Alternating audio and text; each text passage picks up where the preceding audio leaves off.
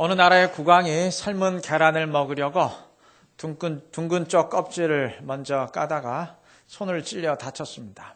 손을 다친 국왕은 신하와 백성들에게 앞으로 계란을 깰 때에는 반드시 뾰족한 쪽을 먼저 깨도록 명령을 내렸습니다. 그러자 이 명령을 둘러싸고 찬성파와 반대파로 나뉘어 논란이 벌어지더니 급기야 국가의 내전이 일어났습니다. 소설 걸리버 여행기에 나오는 이야기입니다. 소설이니까 하시겠지만 이러한 일들이 교회에서 실제로 벌어지기도 합니다. 중세 유럽의 교회들은 바늘 위에 천사가 몇 명까지 앉을 수 있느냐를 놓고 맹렬히 싸웠습니다. 그리스 교회 지도자들은 거룩한 물에 파리가 빠졌다면 그 파리가 쥐 씻음을 받은 것이냐 아니냐를 놓고 또 열띤 논쟁을 벌였습니다. 우리 얼굴에 침 뱉는 것 같아서 구체적으로 이야기는 안 하겠지만 오늘날에도 이러한 식의 몰상식한 논쟁이 가끔 교회 안에서 또 목사들 세계에서 벌어지기도 합니다. 어느 소설가의 책에 이러한 사람들을 위한 일침이 있습니다. 문은 들어가기 위해서 만들어졌나요? 아니면 나가기 위해서 만들어졌나요? 문은 드나들기 위해서 만들어졌다. 그런데도 전자가 옳다느니 후자가 옳다느니 말다툼을 벌이는 사람들이 있다. 그러한 사람들에게 이렇게 묻고 싶다. 코는 숨을 들이쉴 때 쓰는 거니 아니면 내쉴 때 쓰는 거니? 저도 하나 묻고 싶어요. 엘리베이터는 올라가라고 있는 거예요? 아니면 내려가라고 있는 거예요? 여러분, 어린아이는 사탕 하나 때문에 앙탈을 부리지만 어른이 그런 경우는 없습니다. 바꿔 말하면 별것 아닌 것에, 대수롭지 않은 것에 고집을 부리고 마음의 상처를 받는다는 것은 아직 성숙하지 못했다는 증거입니다. 정신적으로 난쟁이 상태에 있다는 말입니다. 자라나야 됩니다. 아니, 단지 자라나는 차원을 넘어서 정신적으로 성숙해져야 될 것입니다. 절대적 진리의 문제가 아니라 웬만한 일쯤은 양보할 수 있는 넓은 마음을 지녀야 될 것입니다. 그래야 신앙생활도 가능하고 교회도 이룰 수 있는 겁니다. 오늘 본문이 우리에게 그러한 사람을 소개합니다. 오늘 본문은 바울 사도가 사역 말미에 예루살렘에 올라간 장면인데 예루살렘 교회의 야고보는 바울을 영접하면서 한 가지 어려운 부탁을 합니다. 20절 이하의 내용처럼 당시 예루살렘의 유대인들 가운데 바울 사도가 율법을 대적하고 있다고 생각하는 사람들이 많았습니다. 물론 이는 명백한 오해입니다. 바울이 이방인들에게 구원을 받기 위해서 율법을 지킬 필요가 없다고 단언한 것은 사실입니다. 하지만 바울은 구원의 조건으로서의 율법을 반대한 것이지 율법 자체를 반대하거나 공격한 것은 아닙니다. 목사님, 그게 그거 아닌가요? 아니에요. 이 둘은 엄연히 차원이 다른 문제입니다. 쉽게 예를 들면 이런 식입니다.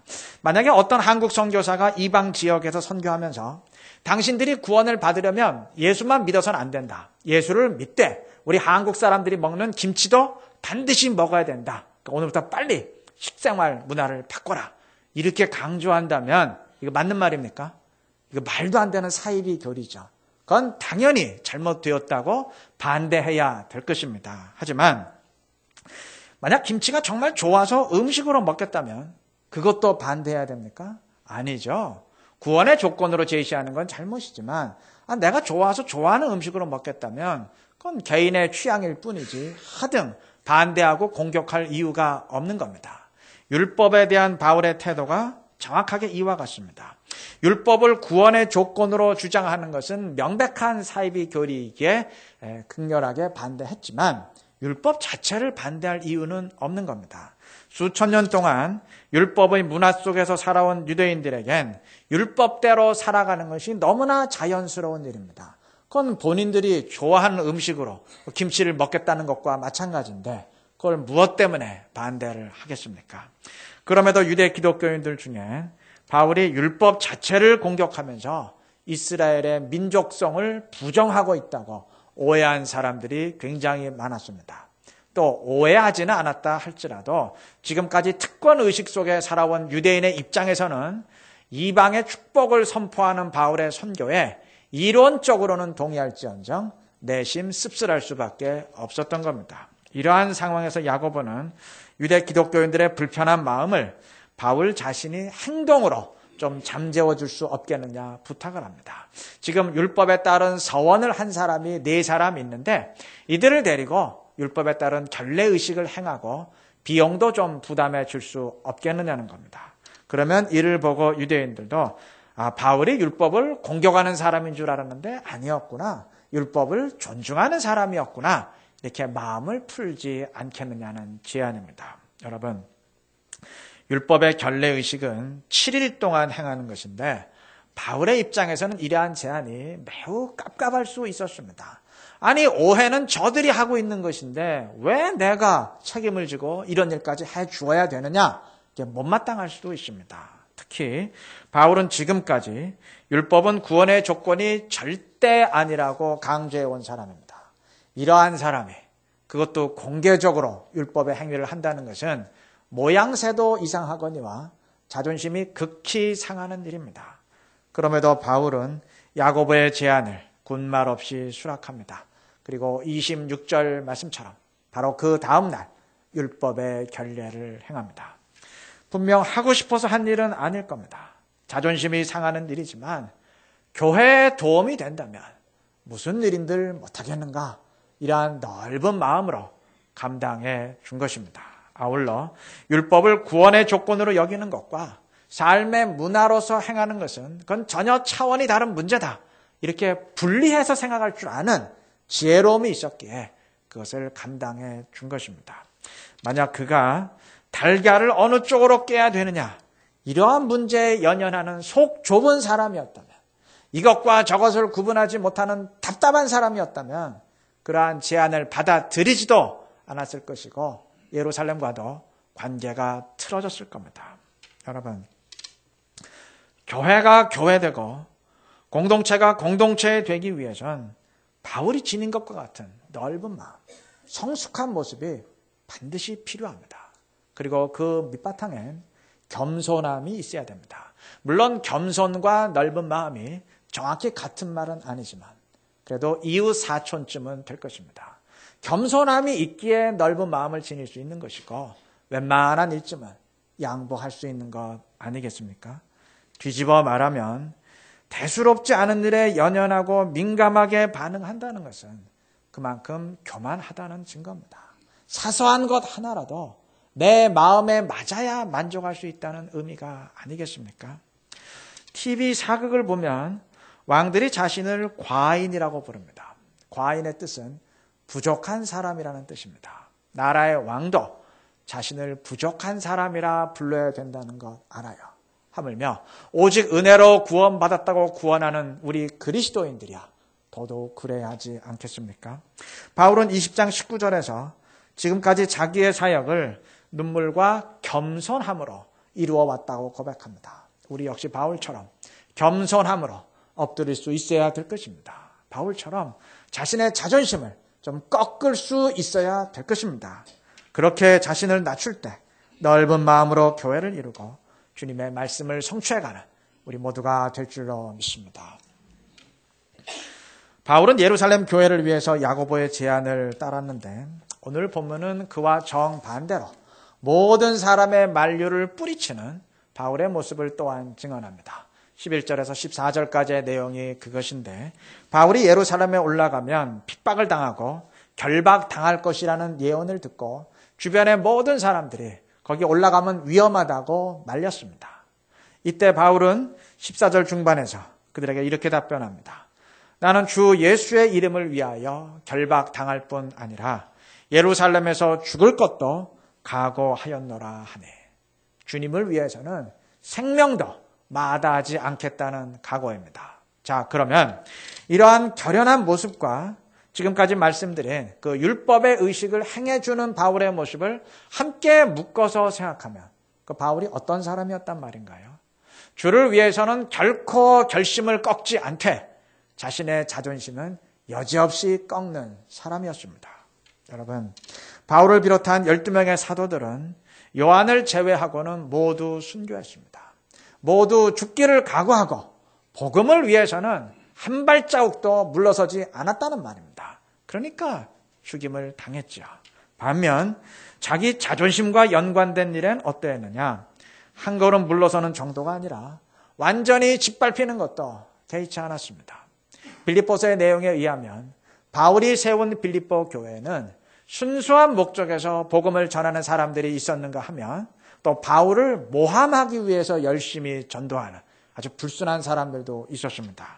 열심히 전도해서 예수 믿는 사람들의 숫자가 많아지면 이 빌립보에 사회적 문제가 될 것이고 그렇게 되면 바울에 대한 오해와 반감이 증폭될 것이라는 이러한 생각에서 복음을 열심히 전하는 참 이상한 사람들이 있었습니다.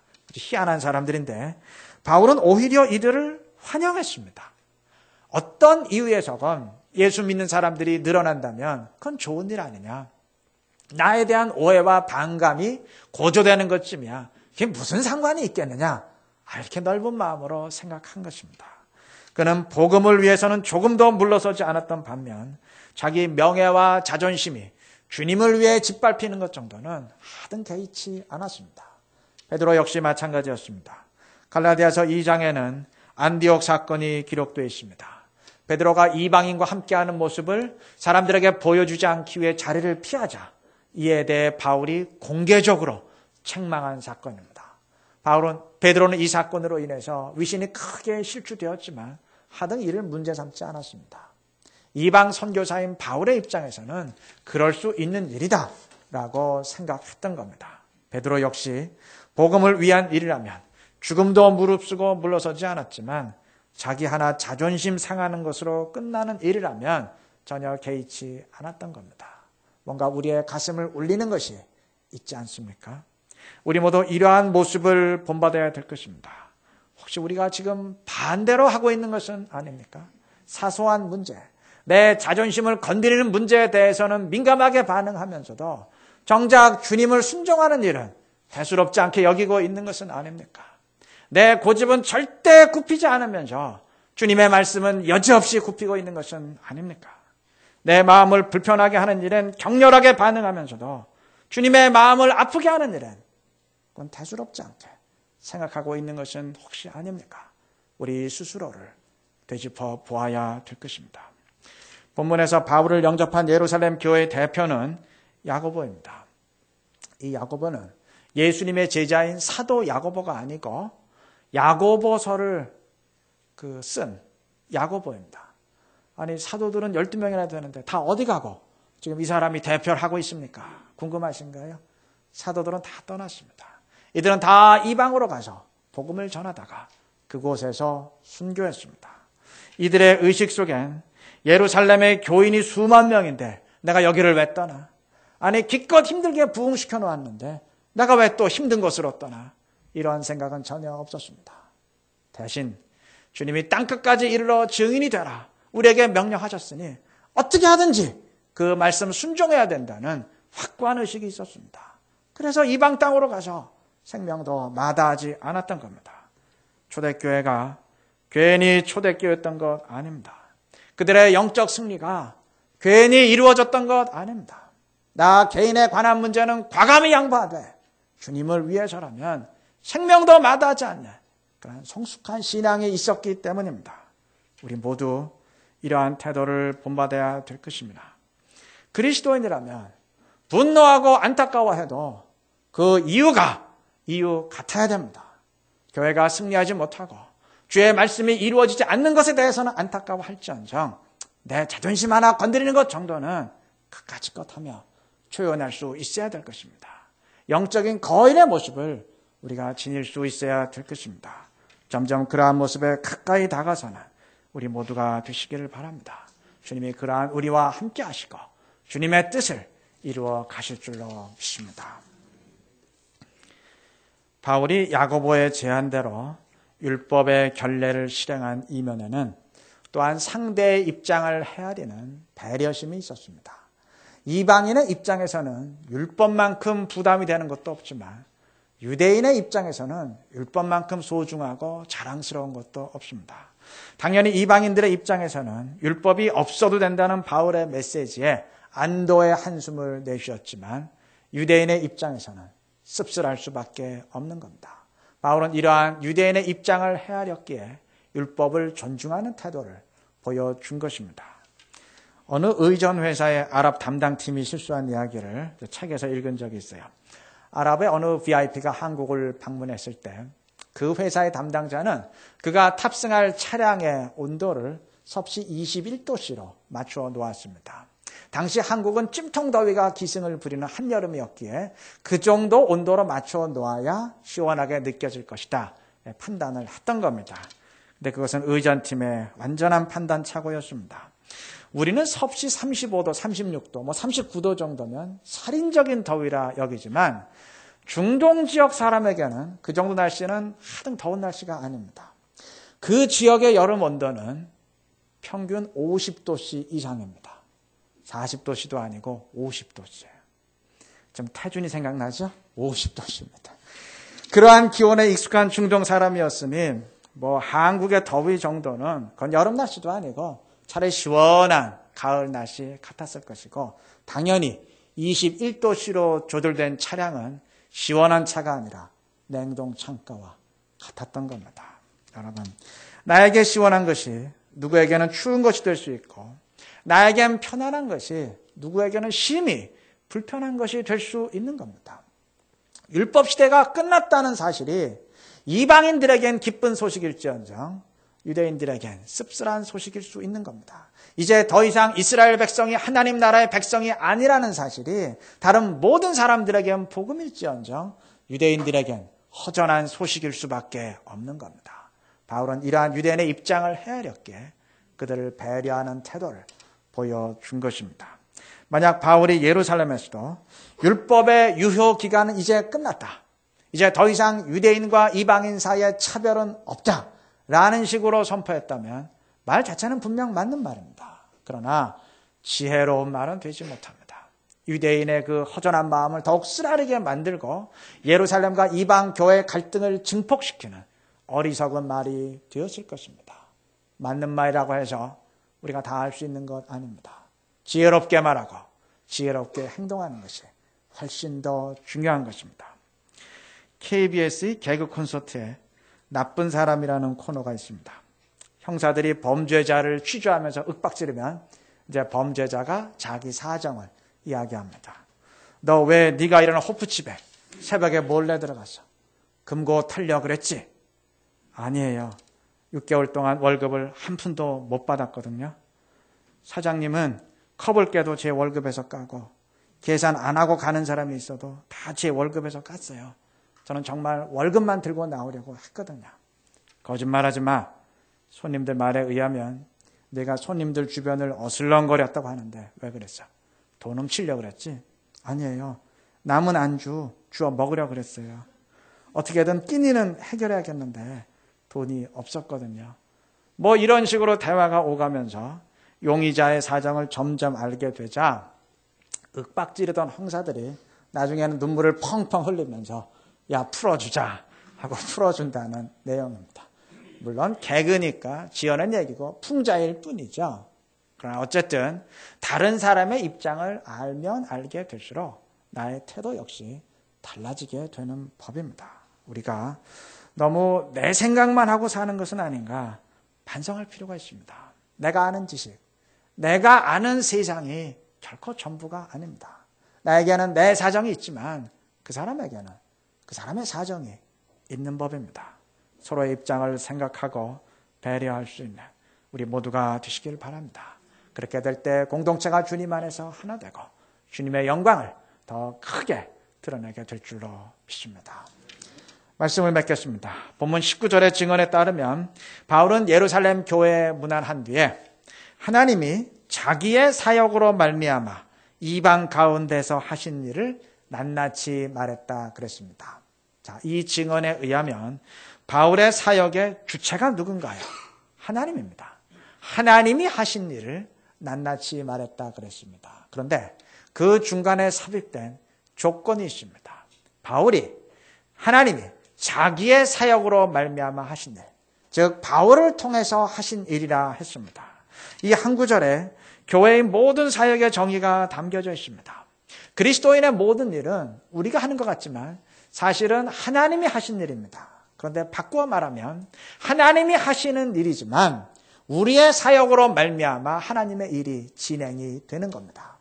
사도행전 3장에서 베드로와 요한은 걷지 못하던 자를 일으켜 세웠습니다.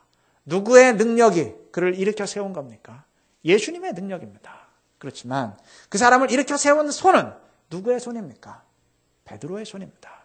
이것이 신앙생활과 사명 감당의 원리인 겁니다. 그러하게 신앙생활이란 주님과 우리의 협력 사역이 되는 겁니다. 이 사실을 인식할 때 우리는 용기를 내게 됩니다. 하나님이 하신다는 믿음이 있기에 낙담할 만한 상황 속에서도 결국은 하나님이 하신다 확신을 갖게 되고, 하나님이 우리의 사역을 통해서 이루어 가신다는 확신이 있기에, 믿음이 있기에 게으름과 나태함의 유혹에서 벗어날 수 있는 것입니다. 바울 역시 이러한 믿음이 있었기에 확신 가운데 주를 위해 헌신할 수 있었던 겁니다. 우리 모두 이러한 믿음을 지니시길 바랍니다. 그래서 주님을 위해 헌신하는 사람, 더 정확히 말하면 우리의 헌신을 통해서 하나님의 일을 이루어 갈 수 있는 우리 모두가 되시기를 그리스도의 이름으로 축원합니다.